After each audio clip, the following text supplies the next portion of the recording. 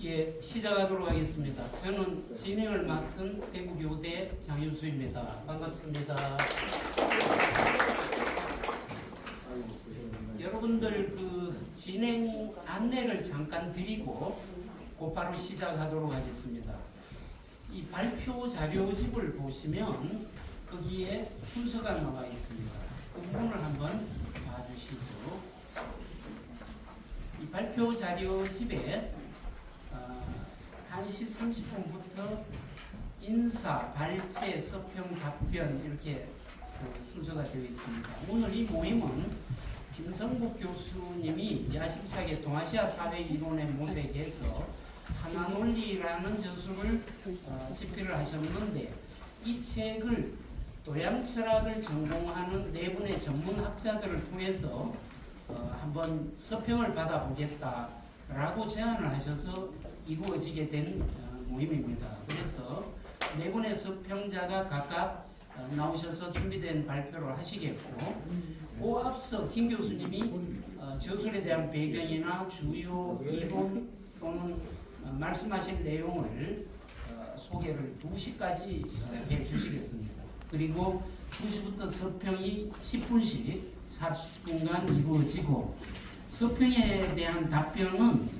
모아서 김 교수님께서 서평이 모두 끝난 뒤에 한 10여 분 답변을 해주시고, 휴식 시간을 좀 갖고 그 다음부터는 한 40~50분간 여기에 생각 외로 많은 전문가들이 오셨습니다. 철학 전공자, 사회학 전공자 여러분들이 오셨는데 한마디씩이라도 한번 들어보면 좋겠다 싶습니다.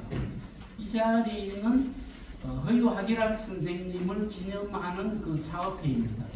허유 선생님께서 동서 철학을 모두 깊이 공부하셨고, 문화, 그 다음 정치사회 쪽까지 폭넓게 연구를 하셨던 분이기 때문에 이 학제관적 연구라는 어떤 그런 지평에서 김성국 교수님이 책을 펼쳐서 배운 제자는 아니지만 평소 허유 선생님을 누구보다 존경하고 또 따르던 분이시길래 어떻게 보면 허유 선생님의 그 이론을, 사상을 개성 발전하는 측면에서 오늘 이 자리를 가진다라고도 볼 수가 있겠습니다.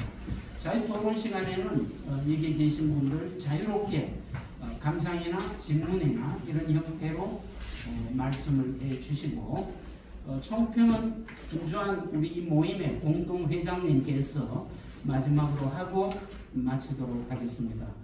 저는 그 발표 시간을 최대한 확보하기 위해서 중간중간에 선평에 대한 그 얘기는 최소화 절제하도록 하겠습니다. 먼저 우리 이 허유 하기락 선생 기념사업회 공동회장의 한 분이시고 제1대 낙동강 문학관 관장이신 박찬성 회장님 인사 말씀이 있으시겠습니다.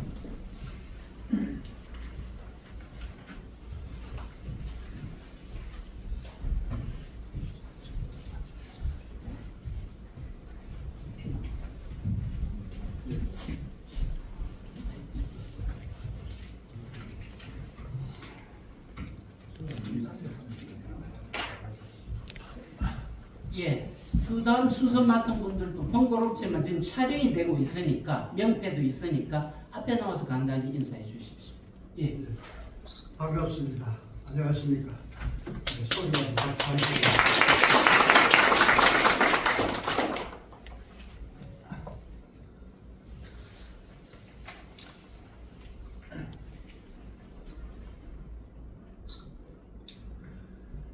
연일 강추위가 이어지는 때입니다.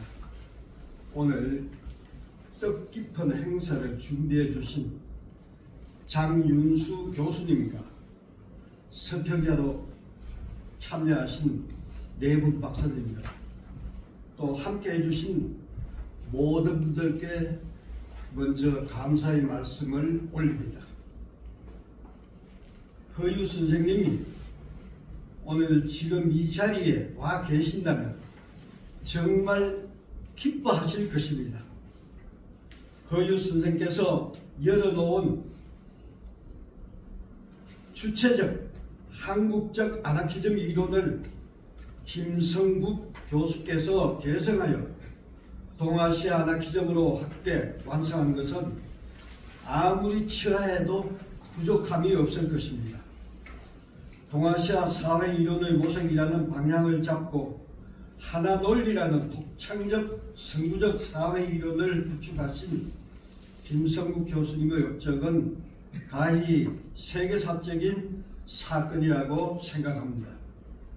김성국 교수께서는 학교의 원로 위치에 계시면서도 젊은 학자들과 학문적 토론을 마다하지 않는 오늘의 모습을 보면서 조선시대 기고봉과 토론하는 퇴계선생의 모습이 떠오르곤 합니다.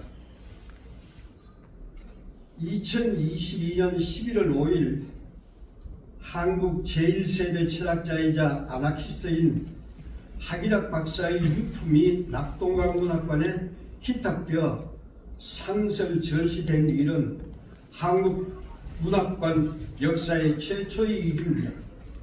이것은 문학관의 영광이자 자랑으로 인문과 예술을 아우르는 종합 문화공간으로서의 위상 정립으로 문학관의 융복합적 운영에 크게 기여했습니다.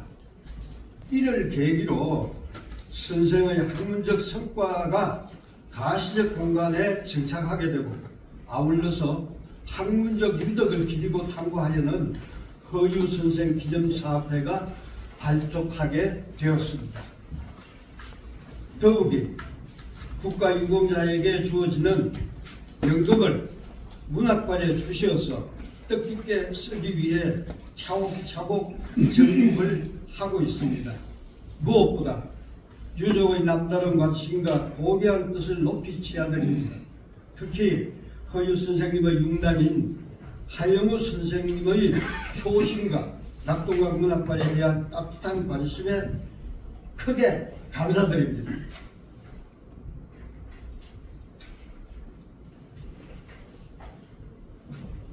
문명종합잡지 사상계 재창간 사무 2025년 가을호에는 조성환 원광대 교수이자 주관으로 계신 선생의 독립유공자 대통령 표창과 아나키스트의 성지 함양군 안디면 그리고 낙동강 문학관에 전시되어 있는 유품을 사진으로 소개했습니다.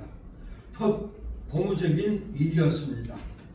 낙동강 문학관에는 허유 선생님의 일본 유학 시절 사모님에게 보낸 시간문 14통이 보관 전시되어 있습니다. 1936년 10월 24일 하창현의 이름으로 사랑하는 처 순전에게 6장의 긴 편지글 속의 일부를 읽어드리도록 하겠습니다. 공부는 다른 공부가 아니라 어떻게 하면 넘어진 이 나라를 다시 일바시어 볼 수 있을까? 어떻게 하면 천대받고 압박받는 이 백성을 도탄 속에서 건져볼 수 있을까 하는 것이 조선 청년 학도가 뭐든지 해야 할 공부일 것이요. 그러한 학도의 아내가 된 당신도 각오가 달라야 할 것이며 모든 고생도 친절함이 오를 것이요. 양심 있는 조선 사람이라면 한복의 영화 같은 것은 벌써 멀리 등지지 않을 수 없을 것이요. 우리는 악착한 고생살이를 각오합시다. 그러한 가운데서라도 따뜻한 애정만은 해마다 더 깊어갑시다. 그리하여 우리가 이 문제를 해결치 못하고 갈 때에는 우리의 영석이와 맏아들입니다. 영석이와 그의 동무들께 이 문제를 남겨두고 갑시다. 조선은 어떻게 하면 다시 힘있게 살 것인가 이 문제를. 읽어드린 짧은 글 속에 조선 독립 곧 조국 해방을 위한 조선 청년의 공부와 고생을 각오해야 한다는 인내와 당위성, 후보가 된 따뜻한 사랑, 당대의 뜻을 못 이루면 맏아들 영석이가 그 동무들에게 문제를 남기자는 미래 세대에 이어지는 영속적 사명감이 담겨 있습니다. 90년 전의 편지글에 나타난 허유 선생의 사상이 오늘 우리의 현실을 돌아보게 합니다.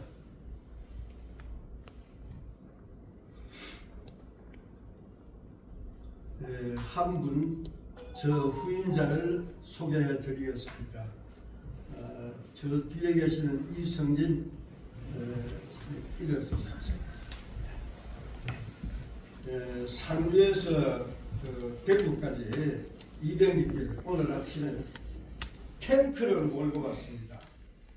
그 탱크가 다른 것이 아니고 타고 보니까 아주 전망이 시원하게 펼쳐지고 또 다른 승용차들은 슬슬 비kit디다. 트럭을 몰고 교육대학까지 왔습니다. 네. 저희 대를 이어서 2대 낙동강 문학관장으로 이제 곧 일을 하게 됩니다. 아마 틀림없이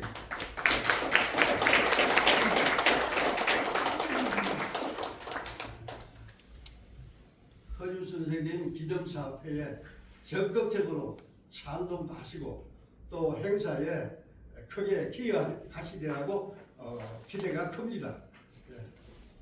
네. 크게 부탁드립니다. 예, 관장의 뜻을 받들고 기념사업회 일도 열심히 돕는 관장이 되겠습니다.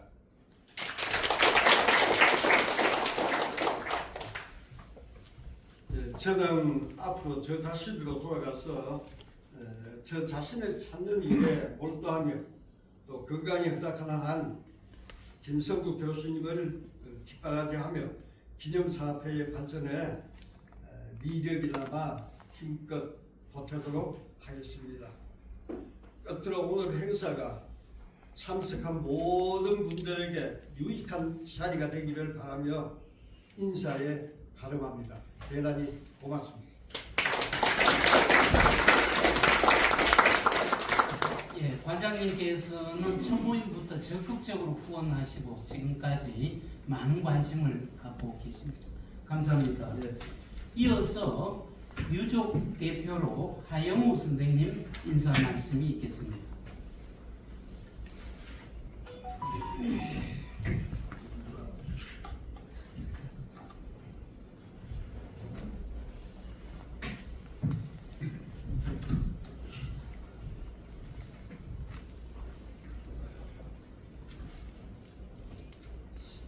안녕하십니까. 추운 날씨에 멀리서 또 가까이서 많은 분이 참여해 주셔서 대단히 영광으로 생각하고 감사 인사드립니다.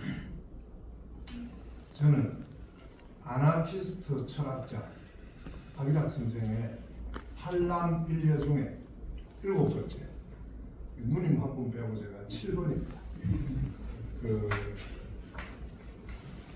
이제 저는 뭐 공부는 한다고 조금 했습니다만 경영학 뭐 이런 쪽을 했는데 사실상은 잡학을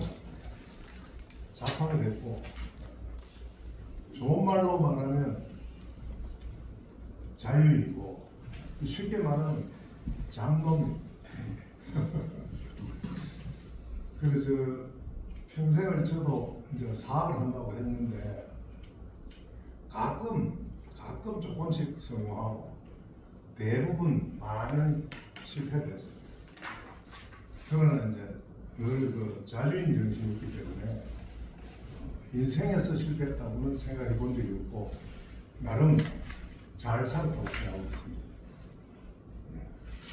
그래서 마침 이제 가끔 조금 성공했단 말은 사고는 저는 이제 돈이 좀 많이 생겼다. 근데 그럴 때 제가 서울 올림픽 관련해서 건축 문화 사업을 했거든요. 마침 그때 하박사가 필생의 사업을 하고 세계 아나키스트 대회를 개최하게 됐어요. 그 시절은 어떤 시절이냐면 소련과 미국을 중심으로 한 양대 동서진영의 냉전이 세계적으로 극심하던 시절에 동서독이 분단되어 있고 남북한은 전쟁까지 겪으면서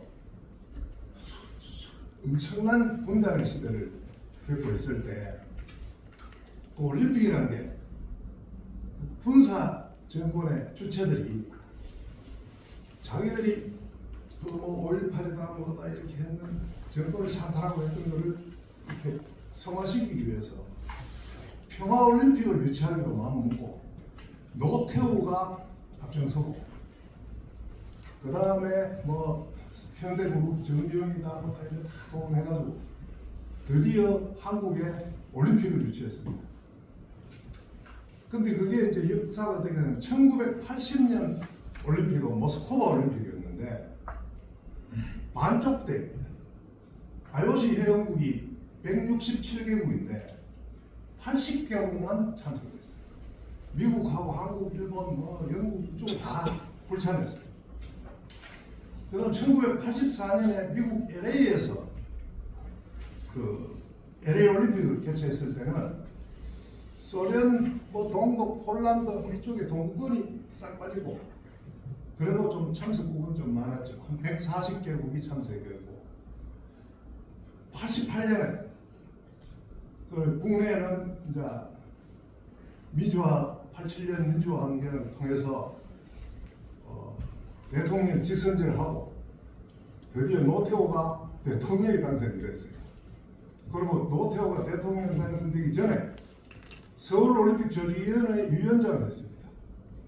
그래서 그때 이제 제가 그 올림픽 관련 건축 문화 운동 문화 사업을 좀 하느라고 전이 좀 돌아가가지고 박일학 박사의 세계 아나키스트 대회에 제가 기획실장 뭐 이런 걸 맡게 돼가지고 주로 하는 역할은 돈을 좀 많이 내놓은 겁니다. 그래서 그때 한 비용이 한 세계 16개국에 소련, 뭐 폴란드, 미국, 일본, 과야나, 남미 과야나까지 세계 16개국의 그 아나키스트들을 초빙하는데 올림픽이 10월 2일에 끝나고 10월 28일부터 4박 5일간 그러니까 먼저 오신 분들은 뭐 모시고 이런 호텔 숙박이 되는 걸 치면 한 6박 7일 동안 그 하박사가 주동해서 만들어낸 사제로 한 그때 강남에 아파트 한 채가 한 1억 할 때 한 1억을 들여가지고 하박사의 수건 사업인 그 서울 세종문화회관에서 서울의 한복판에서 세계 아나키스트 대회를 열었습니다.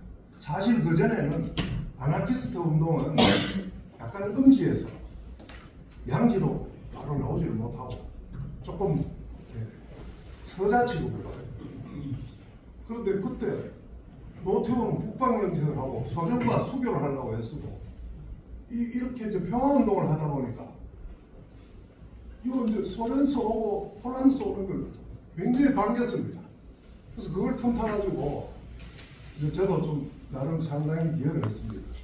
그 이후는 제가 많은 실패를 하느라고 하박사 저한테 별로 기여한 바는 없고 특히 이제 후속 때는 하기락 박사가 한국 아나키스트 1세대의 마지막 아나키스트다 이렇게 많이 일컬어지는데 그 2세대의 선두주자는 바로 이분이십니다.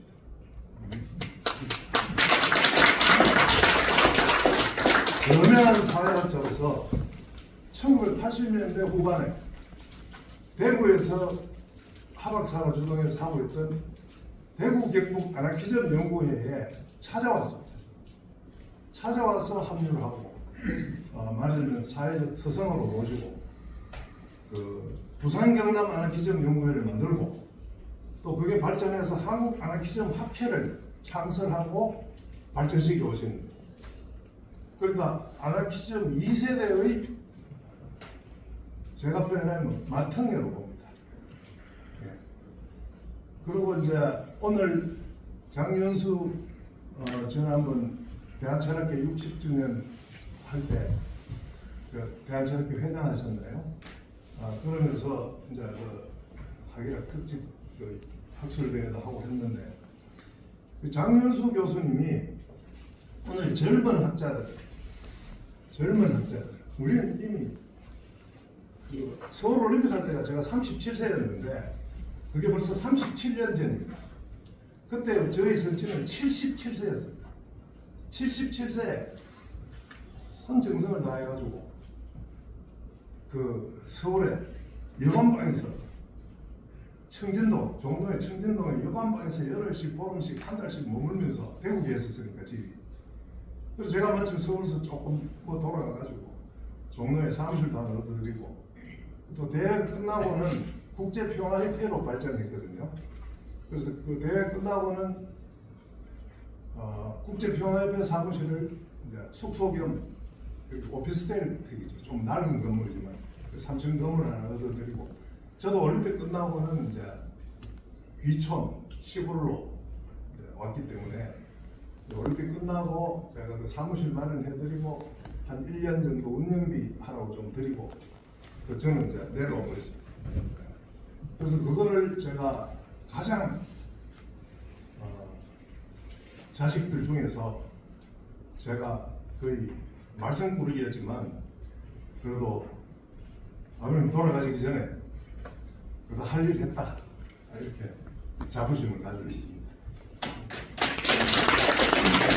그리고 특히 박찬선 회장님은 하박사의 철학과 제자입니다. 제자인데 우리 하박사가 그 대구에 교수 생활을 하면서 시골에 있던 집과 문제는 없다, 논밭 이거를 큰 재산은 아닙니다만 100% 몽땅 내놓고 안희 고등학교를 설립했거든요. 그래 우리 박찬선 관장님이 안희 고등학교 교사로 가기로 내정이 돼 있었어요. 근데 마침 그때 이 장남이신데 아버님이 돌아가셔가지고 그래서 가업을 하고 이 동생들하고 다 돌봐야 되니까 못 가고 맞죠? 그리고 우리 김주환 회장님은 하박사의 제자이면서 마지막 노년기에 한 20년 이렇게 도반 말하자면 동반자 역할을 했어요. 시인이면서 철학가이면서 동반자 역할을 하신 제가 가장 존경하는 분 한 분입니다. 그리고 우리 김성국 교수님은 하박사가 늘 남을 칭찬을 잘합니다. 제가 평생 남을 칭찬하는 거 못 봤는데 나를 일부러 불러서 내가 조금 이렇게 엉뚱한 사람이니까 불러서 이분을 가르치셔서 아주 매우 탁월한 분이니까 네가 잘 대접해라 이 말, 실수하지 말고 그 소리를 한 두세 번 하시더라고요. 그리고 이제 그거는 제가 지금 돌이켜 생각해 보면 서로가 한 몇십 년 나이 차이는 있었지만 서로가 서로를 잘 알아본 것 같아요. 그리고 제가 뭐 더 길게 하면 말만 길어질 것 같고 마지막 저 인사말은 우리 시인이자 철학자이신 김주환 선생께서 학일학 박사에 대한 많은 글을 쓰셨는데 그때 낙강문학에 그 쓰인 하박사와 시인들하고 뭐 이런 그 인연들을 쓰는 마지막에 제가 가장 인상적인 글이 몇 줄 있어서 한번 읽어드리면서 마무리하도록 하겠습니다. 영원한 자유인 학일학은 가고 학일학이 그처럼 강조했던 인간의 개방과 실존의 자유는 이제 후세대의 과제로 남겨졌습니다. 이상입니다.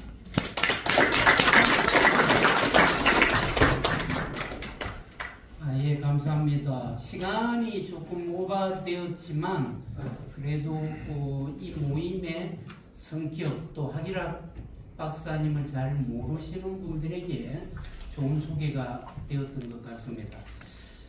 원래 그 20분 정도 김성국 교수님 말씀을 들으려고 했는데 조금 뭐 길어도 상관없습니다만 그 뒤에도 또 말씀하실 기회가 있고 하니까 한 10여 분 정도로 죽여주셔도 좋고 어쨌든 편하게 말씀해 주십시오. 부탁드립니다. 방금 소개받은 김성은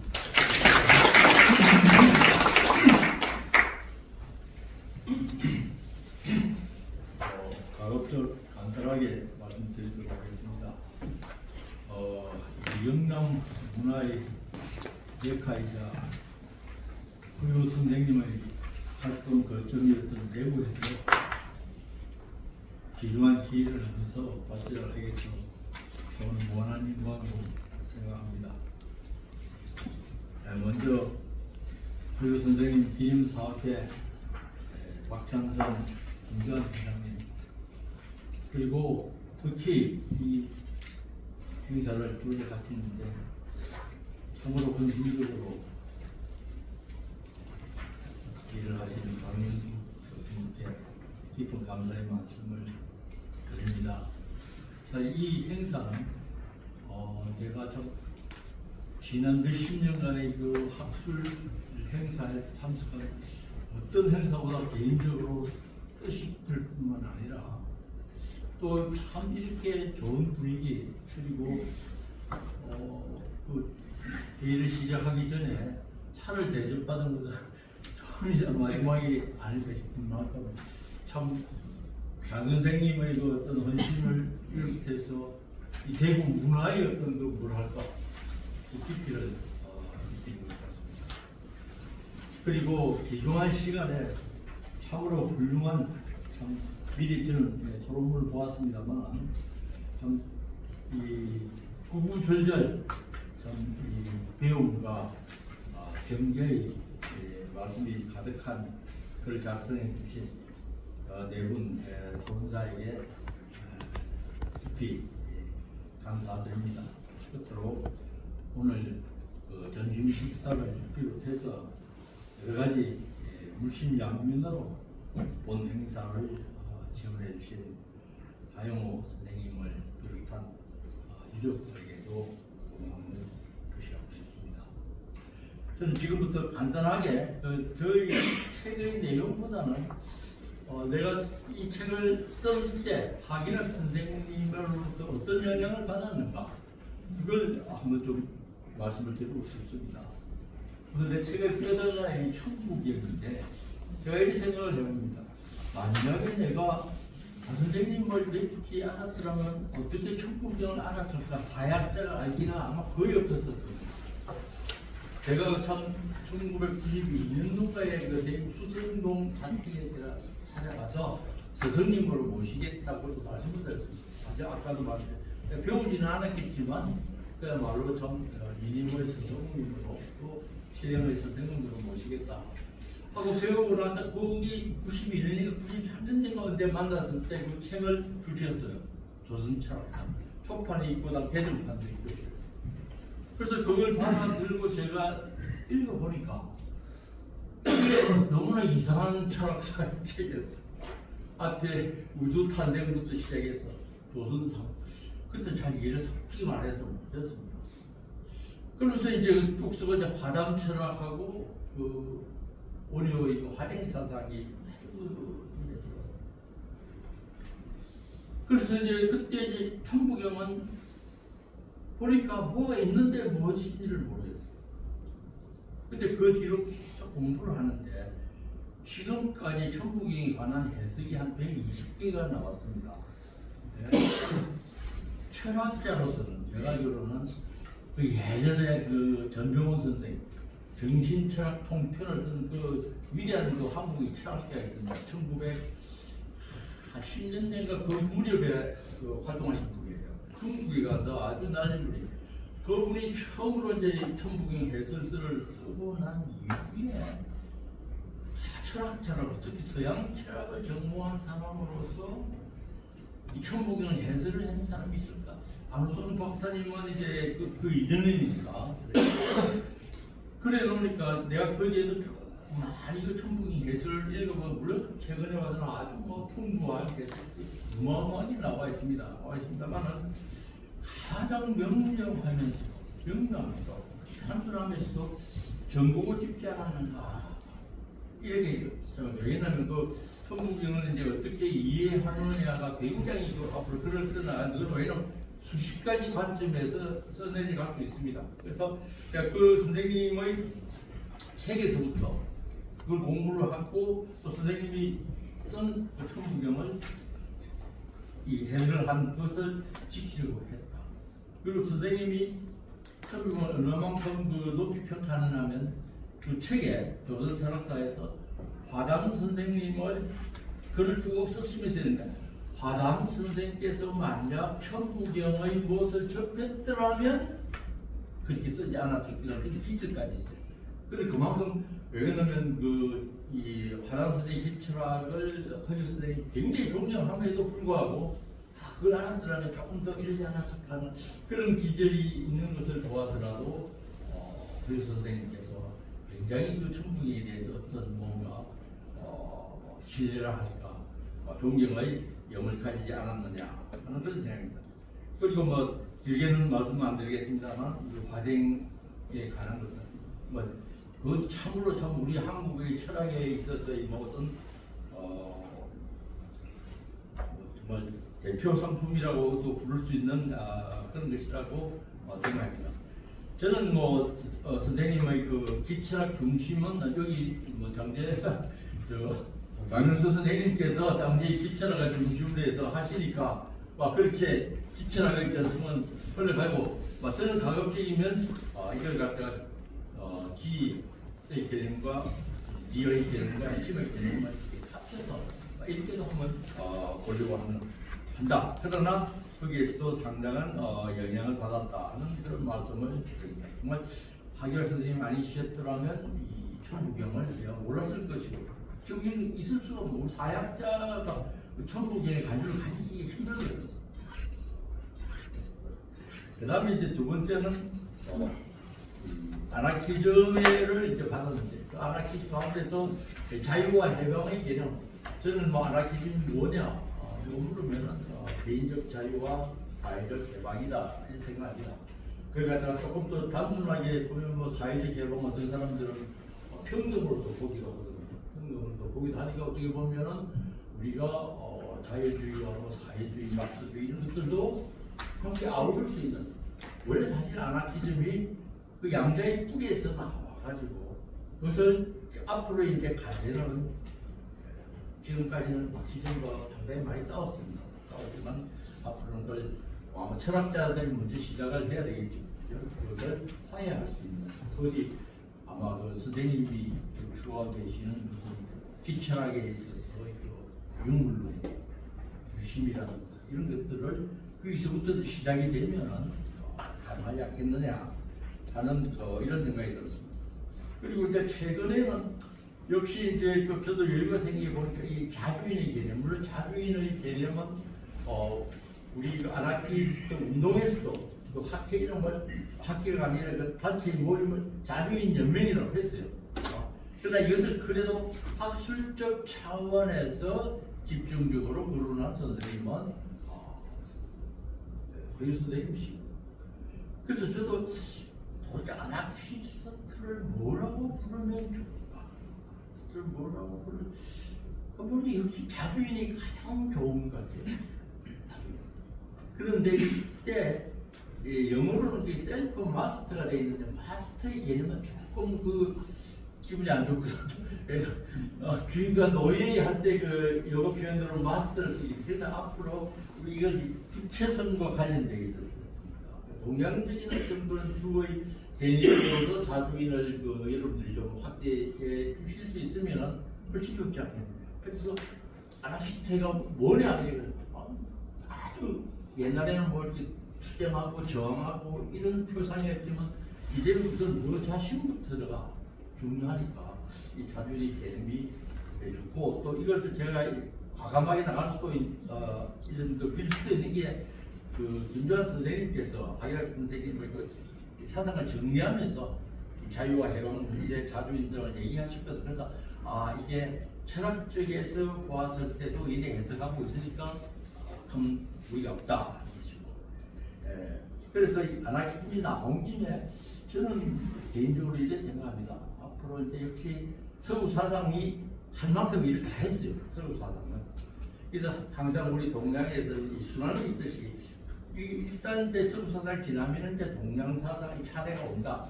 올 것이다. 그래서 동양 사상이 중요하고, 그러면 동양 사상의 특징이 무엇이냐, 어떻게 기존의 서구 사상이 이루어놓은 것을 승계도하면서 또 그걸 고칠 수 있느냐, 이럴 때 저는 아나키즘이 참으로 중요한 역할을 할 수 있다고. 왜냐, 사실 서구보다도 일찍 동양에서 아나키즘이 발상했거든요. 그게 이제 제가 동아시아 개인주의 아나키즘이라고 부르고, 서구적 아나키즘도 유용하냐, 앞으로는 이런 개인의 각성, 수도, 여기에서 출발하는 개인주의 아나키즘, 이 훨씬 21세기부터 중요해지지 않을까 하는 이런 생각을 가지고 있고, 실제로 요즘은 이미 상식처럼 되었습니다만 노자나 장자라든지 다 우리는 아나키즘을 보고 있었거든요. 아나키스트다. 그래서 그런 사람들 불가는 말할 일도 없고, 책도 많이 나와 있습니다. 거기에 대해서 불가 아나키즘. 그리고 심지어는 이제 이 육아 아나키즘을 대동사상만 가지고도 얘기를 많이 하지만 그 20세기 초에 있던 그 장백인이라든지 강유회라든지 이런 사람들은 육아이면서도 그 생각이 혹은 완전히 아나키스트적인 방향으로 확산되어 있는 일은, 그러니까 육아도 보기에 따라서 얼마든지 과감하게 할 수 있지 않느냐. 그래서 철학 쪽에서 이런 좀 신경을 써줬으면 좋겠다고. 왜 그러냐니까 우리 이제 이 사회과학적인 차원에서 이 아나키즘을 발전을 시키려면 제가 몇 가지를 적어놨습니다. 새로운 정치 경쟁이나 이런 것들 해놓았지만, 역시 그 출발점 토대는 철학적에서 새로운 계기가 돼야 됩니다. 그리고 이런 생각을 내만 한 줄 알았더니 최근에 제가 논문도 썼습니다만 그것도 대한철학계에서 배웠습니다. 진재원 선생이 가톨리노 말라브라는 웬 사람의 아나키즘을 얘기를 합니다. 근데 그 책을 보니까 제가 깜짝 놀랐어요. 이 여성 정말 대단한 분이고 자기 스승이 대리다인데 그 책에서 지금 현대 철학을 주름 잡고 있는 포스트 스트럭처럴리스트, 국위 구조주의 철학 계열의 대가들이 서구 철학의 대가들이 전부 다 아나키즘을 활용하면서도 그걸 갖다가 공개적으로 표현하지 않는다. 직접적으로 그러니까 그걸 다른 말로 표현을 한다면 무슨 프루프고 데리다 무슨 아감된 이 모든 뛰어난 사람들이 아나키라는 것과 같은 개념을 다 자기들의 중요한 목표로 쓰고 있으면서도 난 자기는 아나키스트라고 구분을 하지 않고 또 물론 그 사람들은 현실적으로 존재하는 아나키스트 운동의 무의함이라든가 혹은 철학적으로 취약합니다. 아나키스트. 물론 우리 그 과거의 고전적인 그 동아적 전통은 클지 모르지만 서구에 있어서는 그런데 뭐 나름대로 우리가 보아하면 뭐 스틸러라는 몇몇 사람들의 이름을 들 수도 있으면 아주 약하거든 철학적 시간. 그래서 이런 것도 어차피 공이 지금 이제 동양 철학적으로 넘어오고 있으니까 철학하시는 분들이 많은 관심을 가져주면 철학계로서뿐만이 아니고 동양 철학 또 하기락 선생님이 철학자로서 아나키즘을 하신 것이니까 뜻이 전개가 되지 않겠느냐 하는 생각입니다.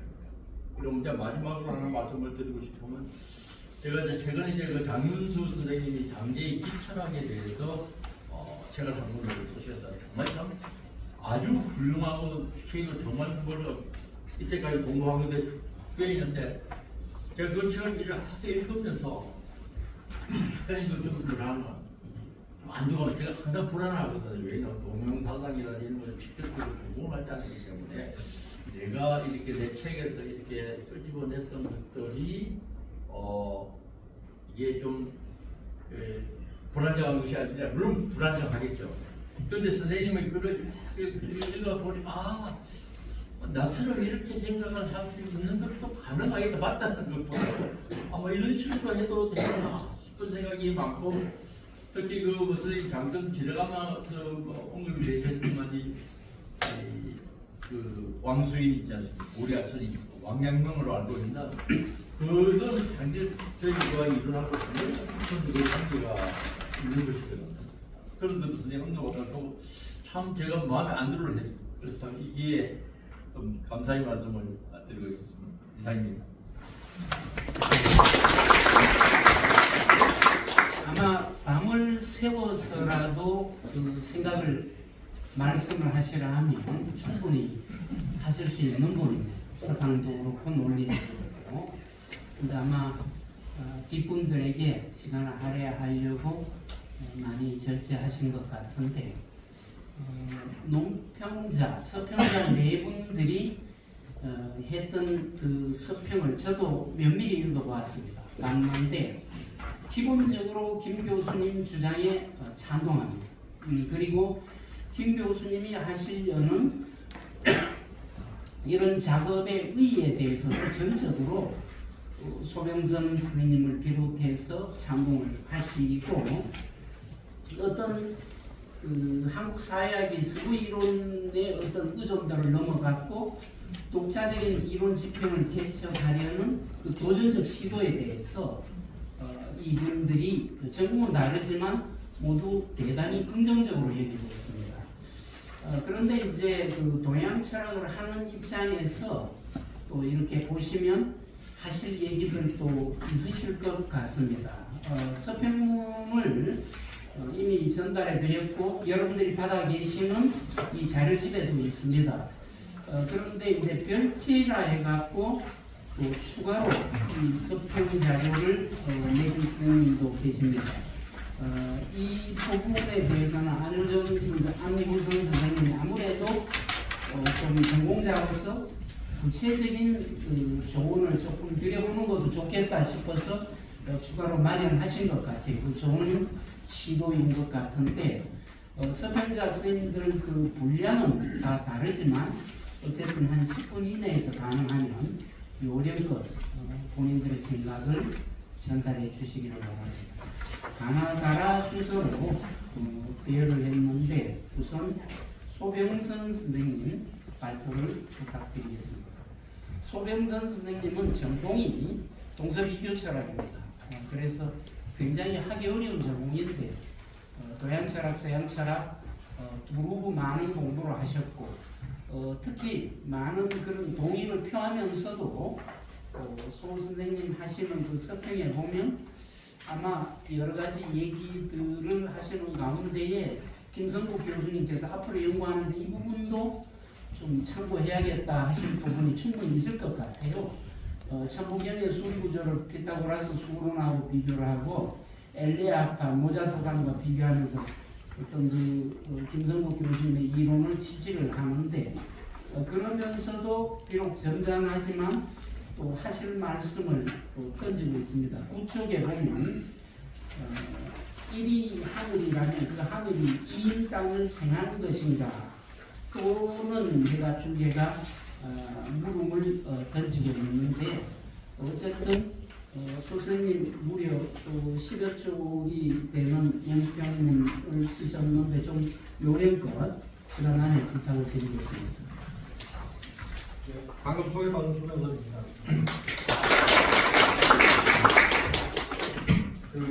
제 마음속에 있는 생각을 솔직하게 말씀을 드리겠습니다. 김성국 선생님 글에 대해서 제가 일부러 호의적인 표현을 한 부분은 단 하나도 없다는 것을 먼저 말씀드리겠습니다.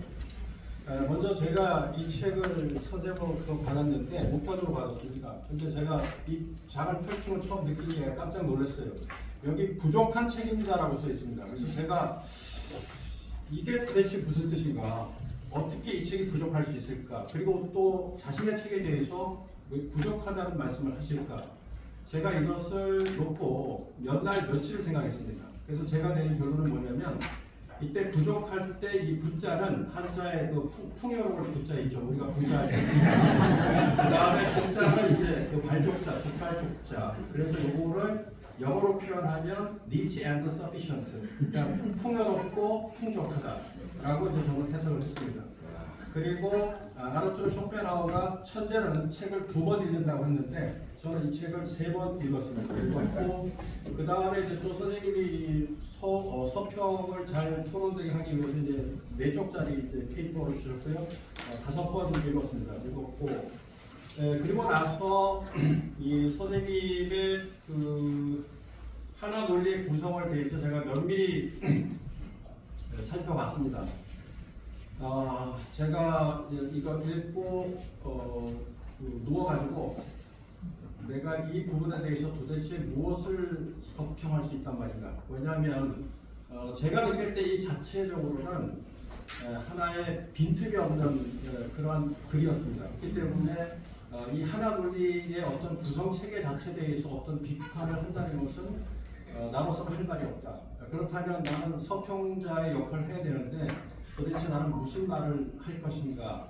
그렇게 해서 이제 제가 생각한 것이 제 서평문에는 2가지 아이디어가 들어있습니다. 첫 번째가 뭐냐면 김성국 선생님께서 제시하신 그 하나 논리는 제가 봤을 때는 외제적 원리다 라는 생각을 했습니다. 이게 왜 외제적이냐면 이제 하나를 이제 천으로 보고 2를 지로 보고 3을 사람으로 보고 이게 다 숫자 1, 2, 3이지만 다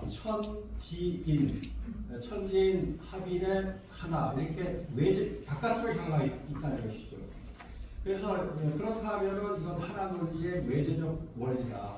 그런데 이제 피타고라스라고 하는 철학자는 역시 천부경과 마찬가지로 1에서부터 10까지의 수를 말하고 있는데 피타고라스의 수론에서는 1이 갖고 있는 어떤 그 내재적 의미, 2가 갖고 있는 내재적 의미, 그리고 3이 갖고 있는 내재적 의미, 그리고 10이 갖고 있는 내재적 의미가 담겨 있습니다. 그래서 저는 이것을 이 김성국 선생님의 어떤 연구 작업에 이 피타고라스의 수론을 좀 응용을 해서 수의 천지인이라고 하는 외적으로 향하는 어떤 원리도 있지만은 수 자체가 가지고 있는 1이라고 하는 수가 갖고 있는 함축적인 철학적 의미를 밝혀내는 작업이 중요하지 않겠는가라는 생각을 해서 피타고라스 수론과의 비교를 한 것이고요.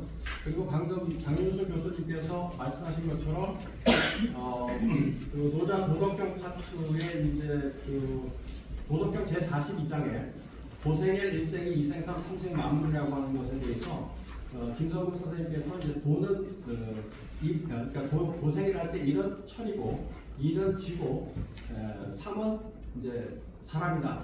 그리고 삼생만물할 때 3은 천지인으로서 삼생만물이다. 이제 이런 말씀을 책에서 하고 계시거든요.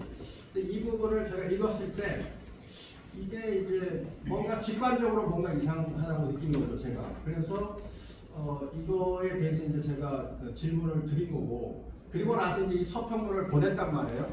보내고 난 다음에 또 생각했어요.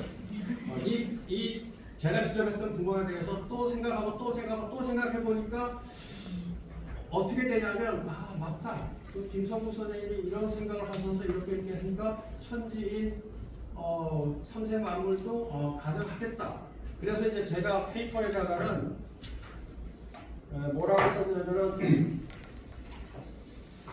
그럼에도 불구하고 나는 그쪽입니다. 그 매듭말에서 두줄 올라가면 그럼에도 불구하고 나는 김성국의 위에 논의를 부정할 생각은 없다고 했거든요. 이거를 내가 혼자서 붙였어요. 속으로, 마음속으로. 부정할 생각이 없다가 아니라 나는 김성국의 위에 논의를 받아들인다고 바꿔야겠다. 그래서 이제 제가 이제 이 말씀을 이제 쭉 드리겠습니다. 제가 원래는 쭉 읽으려고 했는데 효과적으로 이제 제 생각을 전달하기 위해서 이제 제가 말씀을 드리겠습니다. 1쪽부터 보시면요. 1쪽에서 제가 이제 그 필요한 파트가 있겠습니다. 첫 번째 줄에 김성국 선생님의 하나 논리 동아시아 사이론의 모색은 새로운 것은 없다. 다만 새롭게 사유해야 한다는 하이데거의 말을 떠올리게 하는 동아시아 정통 사상에 기초한 하나의 새로운 선구적 독창적 연구 전형의 한 사례이다 라고 이제 제가 생각했고요. 그 다음에 거기 앳드엔드 질서에 대한 얘기가 나오는데 여기서 이제 제가 하고 싶었던 얘기는 뭐냐면 이겁니다. 충실하게 이해한다는 것과 고유한 한계에 대해서 안다는 것은 똑같은 것이다. 그러니까 우리가 누군가의 어떤 텍스트를 읽고 그 텍스트에 대해서 비판한다고 할 때 가장 중요한 것은 나의 생각이 당신의 주장과 다르다라고 말로 내뱉는 것이 중요한 게 아니라 그 사람이 주장하고 있는 그 텍스트의 내용을 얼마나 내가 충실하게 이해하느냐, 이것이 전제가 되는 것이 중요하다. 그러면 충실하게 이해를 하면 그 텍스트에 담겨있는 고유한 한계 안에서 알 수 있다는 것이죠. 독일어에서 크리틱이라고 하는 것은 한계를 긋다라는 뜻이거든요. 그래서 크리틱은 비판인데 비판이라는 단어가 갖고 있는 것은 어떤 사람의 생각의 한계를 안다는 것이죠. 우리가 어떤 사람의 생각의 한계를 알려면 그 사람을 적확하게 이해하는 것이 중요하다. 그래서 저는 이 하나 논리라는 텍스트를 정말로 이해하려고 노력했고 그 결과 제 마음속에는 정말 여러 가지 생각이 왔었습니다. 그래서 여러분들한테 핵심적인 내용만 말씀을 드리겠습니다. 제가 하나 논리를 읽으면서 머릿속에 든 생각은 이 텍스트는 천부경 1쪽에 그 2번 김성국의 하나 논리와 피타고라스의 추론에서 그 첫 번째 줄을 주시면요. 김성국의 하나 논리는 기본적으로 유골도선의 철학 사상에 기초하고 있다. 그리고 그의 유아주신 개인주의가 하나 논리의 중심에 있으며 그 뿌리에는 깨달음이 자리하고 있다. 제가 여기서 깨달음이라는 단어를 쓴 까닭은 선생님 스스로는 나는 깨달았다라고 말하진 않지만 제가 책을 읽으면서 느낀 거는 제 혼자의 상상입니다. 제 마음속에서는 스스로 깨달았다고 생각하시는구나. 자신의 이 논리라고 하는 것을 깨달음에, 그러니까 한평생 동안에 한글을 한 그 깨달음이라고 하는 것이 나는 내 스스로 깨달았다라고 바깥으로 말씀하지 않지만은 암묵적으로는 이 텍스트 안에는 학자로서의 어떤 깨달음이라고 하는 것이 내재되어 있다라고 하는 것을 제가 느꼈던 것이죠. 그래서 그 뿌리에는 깨달음이 자리하고 있다라고 말씀드렸고요. 하나 논리를 구축하기 위해 한국의 사상은 천부경을 중심으로 하는 유골도선의 철학이다.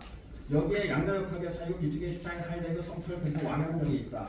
김성국이 언급하지 않았으나 피타고라스, 엘레 학파, 특히 파르멘데스, 스토아 철학. 제가 여기서 스토아 철학을 얘기할 까닭은 뭐냐면 김성국 선생님이 존재라고 하는 것은 어떤 경우에 있어서나 율적 존재라는 말을 하신단 말이에요. 근데 사실은 이게 스토아 철학파들의 생각이 뭐냐면 신조차도 물질적이라고 표현하고 있습니다. 스토아 철학을. 헤겔 같은 사람은 이렇게 말하죠. 우리는 신이 정신이라는 것을 알고 있지만 이게 이제 해겔의 생각입니다. 신은 정신이다라고 하는 게 해겔의 생각인데 스토아 철학자들은 뭐냐면 신이라고 하는 그러니까 해겔이 신이라고 하는 생각하는 정신조차도 물질적일 수밖에 없다는 거예요. 이게 스토아학파의 생각이에요. 근데 김성국 선생님 하나 돌리는 그 스토아학파의 철학적 사유가 제가 봤을 때는 느껴졌다는 것입니다. 그 다음에 이제 스스로를 이제 내재적 그 범신론자라고 표현하셨는데 저는 이 파트를 보면서는 이제 이건 스피노자다라는 생각을 했었습니다. 그래서 이제 그런 표현을 제가 썼던 것이고요. 그래서 이제 그 동서양의 높은 철학 사상의 활용 또는 그에게 체득되어 하나 논리를 구축하고 있다. 이것은 마치 하나의 난공불락의 성체인 것처럼 보인다. 그러나 보에시우스가 말한 것처럼 어떤 일이 성취되기 전까지 그것이 불가능한 것으로 보였던 적이 얼마나 많았던가. 이제 그렇게 해서 이제 쭉 제가 전제를 했고, 제가 이제 말씀드리고자 하는 포인트만 말씀드리겠습니다. 일단 피타고라스의 이제 중요한 거는 이제 그 3쪽에서요. 3쪽에서 제가 이제 뭘 특이하게 잡았냐면은 그 주 8번을 봐주시면요. 인용문 이게 하나 논리 텍스트에 나와 있는 내용인데 차후 학대 심화된 논리가 필요하겠지만 나는 천부경의 천이삼, 지이삼, 인이삼이 음양을 의미하고 책임자 대삼 합육의 풀이 가정의 음양 미술 논리가 접합되어 있다고 해석하는 김석진의 견해를 따른다 했단 말이에요. 이게 이제 천부경에는 그 천이삼, 지이삼, 인이삼인데 이 2라고 하는 것을 김성국 선생님께서 놓치지 않고 음과 양으로 파악했다는 것이 저는 이제 대단히 탁월한 어떤 식견이 있어야만 가능하다라고 저는 보는 것이죠. 그렇기 때문에 이게 저한테는 굉장히 중요한 것으로 와 닿았었습니다. 그리고 이제 제가 4쪽으로 넘어가서 그러면 이제 이 피타고라스에서는 1, 2, 3이라고 하는 걸 어떻게 해석하고 있느냐, 아니면 숫자 1, 2, 3, 10을 어떻게 철학적으로 파악할 것이냐라고 하는 걸 말씀드리겠습니다. 4쪽에 보시면 그 인용문 9번에 보시면은 두 번째 줄 오른쪽 편에 아리스토텔레스는 플라톤을 인용하여 사물이 갖는 수학적 요소는 한낱 감각적인 것과 인정을 다 같이 벗어나서 이 양자의 중간에 있다. 그러니까 이제 이 철학자들이 왜 수라고 하는 것을 사용하느냐. 바로 이 수라고 하는 것은 감각적인 것과 이념적인 것의 중간에 있다는 것이죠. 그러니까 이제 노자가 도생일, 일생, 이세성, 삼생 방문할 때 왜 노자가 도생일이라는 수를 도입했느냐. 도가 추상적이란 말이죠. 근데 일이라고 하는 것은 감각적인 것과 추상적인 것, 이념적인 것의 중간에 있는 것이죠. 그러니까 결국 1, 2, 3을 통해서 삼생 만물. 그러니까 도생 만물 해도 되는데 도가 만물을 생했다라고 해도 되는데 노자는 1, 2, 3이라는 숫자를 도생 만물 속에 집어넣어서 이 수라고 하는 것이 감각적인 것과 이념적인 것에 양자에 있는 것이다라고 하는 것을 전달하려고 했던 것이 아닌가. 역시 천부경도 그와 같은 논리 속에서 1, 2, 3을 활용하고 있는 게 아닌가라고 생각했던 것입니다. 그 다음에 또 거기 인용문 10번 보시면은 1이라고 하는 것은 사상의 원리와 물질의 원리인 감각적 측면을 다 같이 지니는 거예요. 그러니까 다시 말해서 이 숫자라고 하는 것 또는 1이라고 하는 것은 감각적인 것과 이념적인 것 사이에 있는 것이면서 동시에 감각적인 것과 이념적인 것을 양쪽 다 지니고 있다는 것이죠. 이게 이제 수가 철학자들이 왜 수를 활용해서 자기 자신의 사상을 전개하고 있는가, 그리고 왜 천부경이 1, 2, 3, 10이라고 하는 숫자를 활용하고 있는가에 대한 수의 내재적 원리로서의 철학적 의미라고 생각을 했던 것입니다. 그 다음에 이제 4쪽에 보시면은 그 인용문 11의 세 번째 줄, 모든 사물은 하나의 참여함으로써 바로 이 하나인 것이며, 거기서 두 줄 내려가면 그러나 사물이란 본래에 고유한 것이라기보다는 모두 타자와의 관계를 맺고 있다. 그러니까 수라고 하는 것은 자기 자신 스스로 고유하지만 동시에 타자와의 관계를 맺고 있다. 이것이 이제 불교적으로 말하면 연기솔로도 연결될 수 있다. 그리고 그것을 김성국 선생님이 하나 돌리는 그런 사상이 함축되어 있다라고 말씀드리고 싶습니다. 그 다음에 이제 5쪽으로 가면 인용문 13에 그 아리스토텔레스에 의하면 플라톤과 피타고라스의 모방이라는 표현을 갖고 분유라는 표현을 썼다고 한다. 그래서 이제 분유라고 하면서 이제 1에서부터 이제 2, 3, 4 이렇게 달라질 수 있는 가능성이 열리는 것이죠.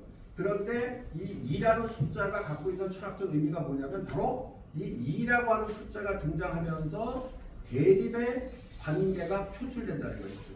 그러니까 김성우 선생님이 1002, 3할 때 2를 음양으로 본 것은 음양이라고 하는 2에다가 음과 양이라고 하는 대립을 놓음으로써 여기서부터 이제 그 다른 것들이 삼가망상이 경계될 수 있는 가능성을 연 것이다 이렇게 볼 수 있는 것입니다.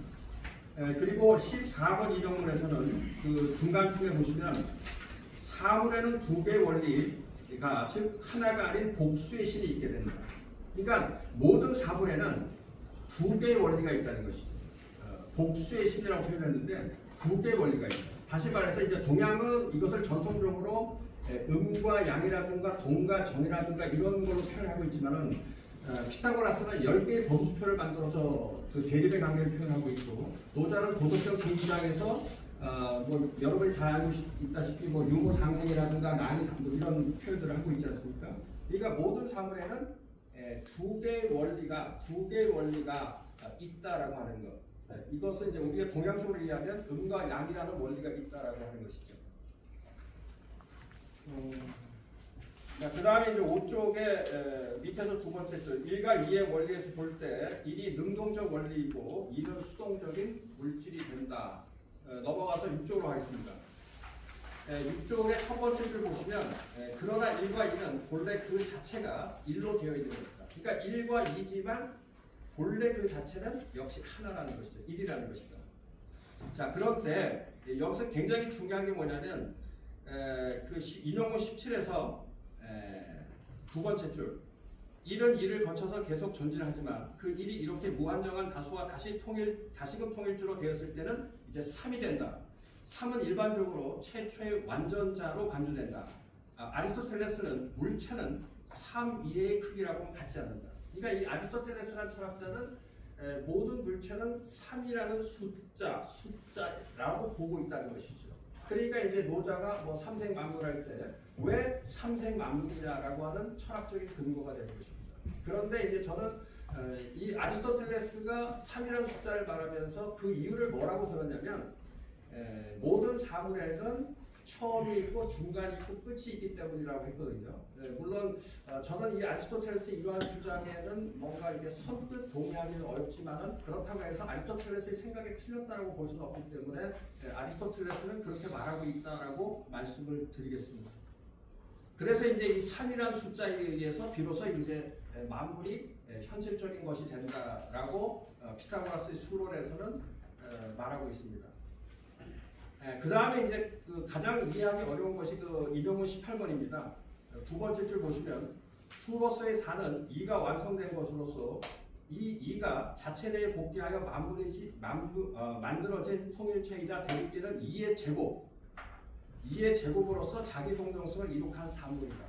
그러니까 이제 하나가 있는데 그 하나에는 이미 2가 있단 말이죠. 근데 이 2가 이 자체라고 보면 또 이 2가 각각 그 하나로서 있잖아요. 그러니까 이제 결국은 이 속에도 또 1이 또 하나 있단 말이에요. 그러니까 이제 이 2의 제곱이라고 하는 게 등장해서 2의 제곱이 등장해서 이제 4가 완성되는데 이것을 이제 피타고라스 학파에서는 이제 완전한 수라고 이제 보고 있습니다. 그래서 그 인용문 19에 엠페도클레스의 그 금원시를 보면 스스로 영원 자연의 생과 뿌리를 간직하고 있는 사라고 표현하고 있습니다. 이것이 바로 제가 도덕경 제42장의 논문을 쓸 때 이 피타고라스에서 사는 노자의 도에 해당한다라고 말씀드렸던 이유입니다. 7쪽으로 가서 인용문 20번 보시면은 그래서 이제 1, 2, 3, 4가 등장하면 이걸 다 합하면 10이 된다는 것이죠. 이제 4는 수로서 다시 한번 가장 완전한 것에 해당된다. 이때 4는 수라기보다는 차라리 이념이다. 그러나 우리가 10에 다다르고 나면 다시 10은 단일체, 즉 하나, 1로 반주됨으로써 새로이 시작해야만 한다. 마치 천부경에서 이제 다시 처음으로 돌아가는 것과 같은 이치입니다. 이렇게 해서 이제 피타고라스 학파에서는 1, 2, 3, 4, 10을 말하고 있는데 이 숫자가 갖고 있는 어떤 의미를 밝혀주는 것을 하나 논리에 집어넣으면은 이것을 하나 논리의 어떤 내재적 원리라는 표현으로 조금 더 보론이 될 수 있지 않을까 이제 그런 차원에서 말씀을 드렸고요. 그 다음에 이제 또 한 가지 제가 말씀드리고 싶은 것은 김선복 선생님께서는 이제 이 하나라고 하는 것을 신, 도, 불성, 천지인, 하빌로서 우주이다라고 표현하고 계시거든요. 그런데 엘레아파에서 이 크세노파네스는 일이라고 하는 걸 신으로 보고 있습니다. 그래서 이제 제가 김정국 선생님한테 제안드리고 싶은 것이 뭐냐면 그냥 하나를 뭐 도, 불성, 뭐 천지인, 하빌로서 하나 이렇게 말씀하지 마시고 김정국 선생님이 하나 논리의 어떤 시스템을 만드셨으니까 이 하나가 크세노파네스가 주장하듯이 이런 신이다라고 주장하듯이 그 하나를 좀 규정해 주셨으면 좋겠다라는 제안을 드리고 싶습니다.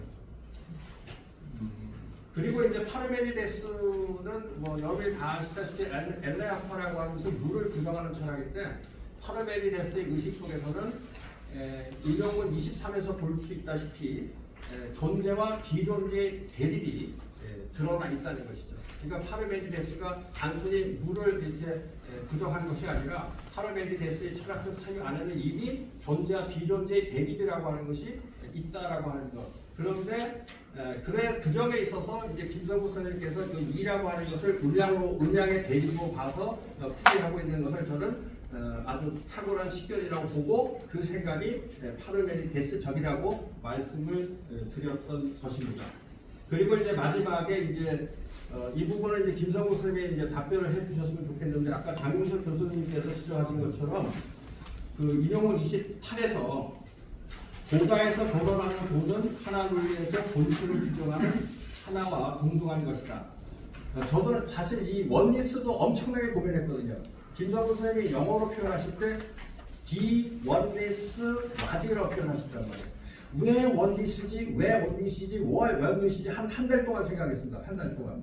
처음에는 ich weiß das nicht 이해를 못했는데 제가 사실은 지금 이해를 했어요. 왜 원리스라고 말씀하셨는지는 제가 이해가 돼버려서 사실은 이 부분에 대해서는 이해를 못했을 때는 질문이 성립되는데 이해가 되고 나니까 제가 질문을 드릴 필요가 없다는 생각을 했습니다. 어쨌든 하나와 동등한 것이다. 따라서 도생의 일은 천부경의 천지인 합일의 일, 즉 하늘을 의미하고 일생의 이는 지일의 땅을 의미하고 이생삼의 삼은 인일삼의 삼, 인간을 의미하는 것으로 해석해야 한다. 따라서 삼생만물의 삼은 석삼극의 삼, 천지인 셋, 혹은 주역에서 천지인 삼재의 삼을 뜻한다. 자, 이러한 김성국의 논의는 적어도 외형적으로 봤을 때 아무런 문제가 없다. 그럼에도 불구하고 다음과 같은 말은 해두어야겠다. 일이 하늘이라면 그 하늘이 이인 땅을 생한 것인가? 또는 이가 땅이라면 땅이 3인 사람을 생한 것인가?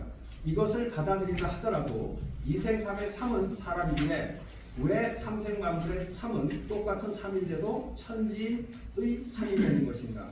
그리고 도생일의 일이 하늘이라면 도는 하늘을 생한 것인가? 그런데 하나 논리에서 하나는 도라고 명시적으로 말하지 않았던가? 이와 같은 논리적 모순에 대한 구원적 설명이 필요하다고 본다. 그럼에도 불구하고 나는 김성국의 위의 논리를 받아들인다. 단지 머릿속에 떠오르는 생각을 밝힐 뿐이다 했고요. 네, 몇만 읽고 마치겠습니다. 첫째, 김성국의 하나 논리는 선구적 독창적이다. 둘째, 그의 하나 논리는 하나의 완결된 체계를 구축하고 있다. 따라서 나는 그의 하나 논리의 구성에서 그 어떤 허점도 발견할 수 없었다. 셋째, 그는 유아유신 개인주의자로서 왕양명적이다. 저는 이 유아유신 개인주의자의 표현을 쭉 보면서 이건 양명학이잖아. 이거는 양명학이잖아. 그때 어떤 텍스트에 보니까 이제 왕양명과 친화적이라는 표현을 쓰셨더라고요. 그 다음에 넷째, 오직 유에서만 유가 나오고 무가 나올 수 있다 말함으로써 그는 스타주의자이다. 다섯째, 그는 깨달음을 임플리시트하게 지니고 있는 붓다주의자이다. 여섯째, 그는 내재적 범신론자로서 스피노자적이다. 마지막, 후학으로서 나는 그로부터 배웠다.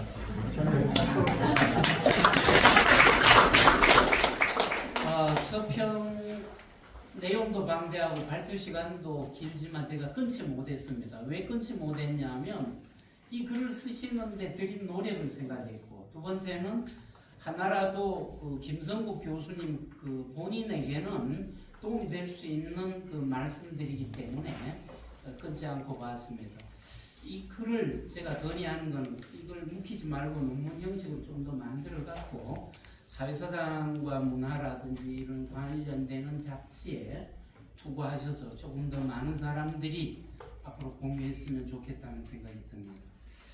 두 번째로 안효성 선생님 논평을 해주시겠습니다. 안 선생님도 한화논리를 현대 문명 전환기에 그 정신적 나침반으로 적극적으로 받아들입니다. 그리고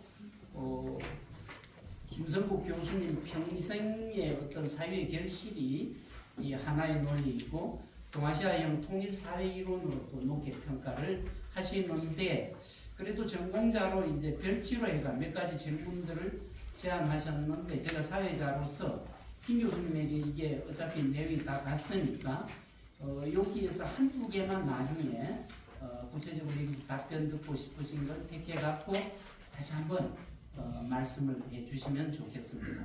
예, 부탁드립니다.